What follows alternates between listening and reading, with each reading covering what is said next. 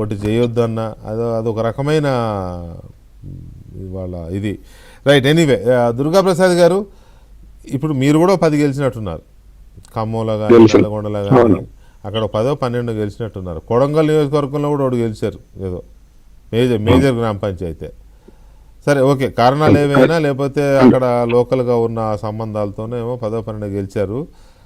వాటి విషయంలో ఏంటి మీ పార్టీ ఎలా ఫీల్ అవుతోంది అనేది ఒకటి. రెండోది, ఈ జరిగిన ఫలితాలు, వచ్చిన ఫలితాల మీద రేవంత్ రెడ్డి ప్రభుత్వం మీద వ్యతిరేకత లేదు గ్రామాల్లో, బీజేపీ కానీ మీరు చేయట్లేదులే, బీజేపీ కానీ బీఆర్ఎస్ కానీ చేస్తున్నట్టుగా ప్రచారం, వ్యతిరేకత అన్నది లేదు అనుకోవచ్చా ఈ ఫలితాల ద్వారా? వెంకటకృష్ణ గారు దీని మీద కూడా మాట్లాడతా, కానీ లాస్ట్ లో నాకు ఒక్క నిమిషం టైం ఇవ్వాలి. ఎందుకంటే భారతీయ జనతా పార్టీకి రాజకీయ వ్యాక్యూమ్ ఉండి కూడా ఎందుకు చేసుకోలేకపోతుందో నేను దాని విశ్లేషణ మీ ద్వారా చేయదలుచుకున్నాను. వాళ్ళ పార్టీ మీరే చెప్తారా? లేలే, వాళ్ళ పార్టీ కాదు అసలు. నేను ఏంటి వాళ్ళ పార్టీ గురించి వాళ్ళు చెప్పుకోగలరు దుర్గాప్రసాద్ గారు. వాళ్ళ పార్టీ కాదు, దయచేసి మీ పార్టీ గురించి చెప్పండి. మీకు సర్పంచులు గెలుస్తున్నారు కానీ మీ పార్టీ ఇక్కడ ఏం చేస్తారో మీకే అర్థం కావట్లేదు. నేను చెప్తా వినండి. సర్పంచులు గెలిచాము, వార్డు మెంబర్స్ గా వెంకటకృష్ణ గారు వార్డు మెంబర్లుగా, వైస్ ఉప సర్పంచులుగా చాలా వచ్చినాయి. లిస్ట్ అవుట్ ఇస్తాం, చాలా ఇస్తాం. అయితే ఇవాళ ఉన్నటువంటి కాంగ్రెస్ ప్రభుత్వానికి, రేవంత్ రెడ్డి గారికి నేను అనుకుంటా సరే పర్సంటేజ్ 60% వచ్చినా కూడా 75% ఇవాళ ప్రజలు మార్కులు ఇచ్చినట్టుగా భావిస్తున్నాం దీనికి. ఎందుకంటే వీళ్ళు అంటే ప్రతిపక్షాలుగా రేవంత్ రెడ్డికి అంటే పూర్వం తెలుగుదేశం కార్యకర్త కాబట్టి బాగా బలంగా మద్దతు ఇస్తున్నట్టున్నారు దుర్గాప్రసాద్ గారు.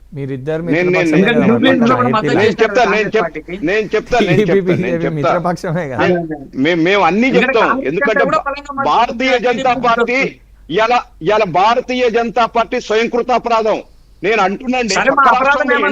ఎన్డీఏ ఉంటుంది.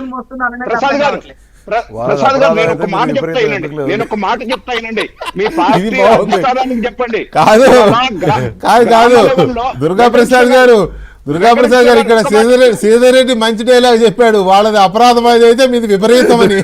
ఎందుకు మీది నిజంగానే విపరీతం అయిపోయింది మీది తెలంగాణలో. మరి 3 విడతలు మీరు ఆగి హైదరాబాద్ సిటీలోనూ కొన్ని జిల్లాల్లో కానీ మీకు బలం ఉండి, అభిమానం ఉండి కార్యకర్తలు ప్రజల్లో, పార్టీని మాత్రం నడిపించరు దాన్ని. మీరు బీజేపీ గురించి జోస్యం చెప్తారు ఎందుకండి? గారు నేను అనేది అట్లా కాదు. ఇప్పుడు జూబ్లీహిల్స్ లో 10 నుంచి 12 వేల ఓట్లు ఉన్నాయని భారతీయ జనతా పార్టీకి తెలుసు. పక్కన ఎన్డీఏ గవర్నమెంట్ లో డబుల్ ఇంజిన్ సర్కార్ నడుస్తుంది.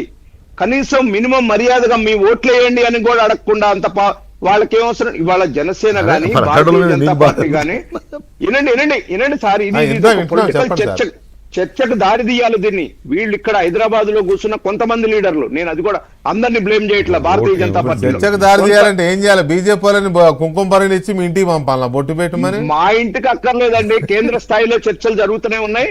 రాబోయే రోజుల్లో ఖచ్చితంగా ఇక్కడ శాఖ ఒప్పుకున్నా ఒప్పుకోపోయినా ఎన్డీఏగా తెలంగాణలో పోటీ చేయబోతున్నాం 28లో. ఇది రాసి పెట్టండి.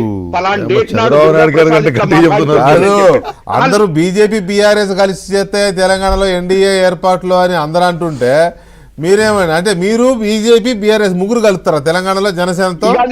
అది ఎట్లుంటుందో కానీ రాబోయే రోజుల్లో ఎన్డీఏ పోటీ చేయబోతుంది ఇక్కడ కాంగ్రెస్ పార్టీకి ఎగనెస్ట్ గా. అది ఉందిలే, ఆ చర్చ ఉందిలే. ఇంకా భారతీయ జనతా ఇంకా బీఆర్ఎస్ పార్టీ ఎక్కడదండి? వాళ్ళకి 30%, 20% గ్రామ పంచాయతీలు వచ్చినా కూడా రేపు చూడండి నెల రోజుల తర్వాత మా తెలుగుదేశం పార్టీ ఎట్లా విలీనమైందో 14లో కాంగ్రెస్ పార్టీలో విలీనం కాక తప్పదు. ఆల్రెడీ చర్చలు జరుగుతున్నాయట, వాళ్ళు అది చూసుకోమనండి. ఎవరు విలీనం అయ్యేది? బీఆర్ఎస్ కాంగ్రెస్ లోనా? బీఆర్ఎస్ పార్టీలో ఉన్న ఎమ్మెల్యేలు కొంతమంది మళ్ళా విలీనం కావటానికి సిద్ధంగా ఉన్నారట. నడుస్తుంది, ఆ కథ నడుస్తుంది. అది చూసుకోమనండి. నేను పార్టీ అంటున్నా, పార్టీ బీఆర్ఎస్ పార్టీ బీజేపీలో ఎమ్మెల్యేలు కొంతమంది కాంగ్రెస్ లో. సరే ఓకే, మీ సంగతి ఏంటి చెప్పండి.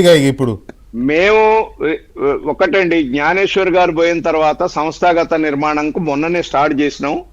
సంస్థాగత నిర్మాణం ఇప్పుడు పార్లమెంట్ కమిటీలు వేసుకుంటున్నాం, మండల కమిటీలు వేసుకున్నాం, పార్లమెంట్ కమిటీలు వేసుకుంటున్నాం. ఇక్కడ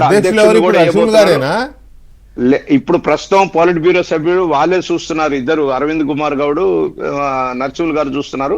ఇదేంటంటే తెలంగాణ పార్టీ అధ్యక్షుడు లేరా ఇప్పుడు బక్కన్ నరసింహులు గారు కాదా?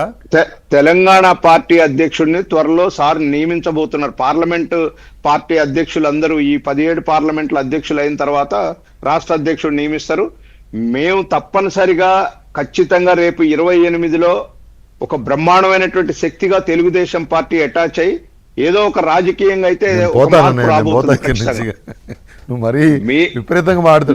ఇప్పుడు ఒకటి దుర్గాప్రసాద్ గారు ఏమండి? అంత తేలిక మేము- తీసేయకండి. మేము- ఇక్కడ కాదు దుర్గాప్రసాద్ గారు ఆగండి. దుర్గాప్రసాద్ గారు శ్రీధర్ రెడ్డి గారికి ఒక విషయం చెప్పాలి, మీరు ఆగండి. దుర్గాప్రసాద్ గారు చెప్పండి. ఆగండి చెప్పండి. ఇప్పుడు మీ తరపున వాళ్ళు చెప్పాలి, చెప్పండి. ఆయన తరపున కాదు, ఆయన తరపున కాదు. భారతీయ జనతా పార్టీని వదిలిపెట్టి భారత రాష్ట్ర సమితిలోకి వస్తుందని నేను ఊహించాలా, కానీ ఇది జరిగింది కదా. ఇది జరిగినప్పుడు ఆటోమేటిక్ గా నేను చెప్పినవి కూడా జరుగుతాయి. సరే నా దగ్గరికి వచ్చేసావా? Thank you.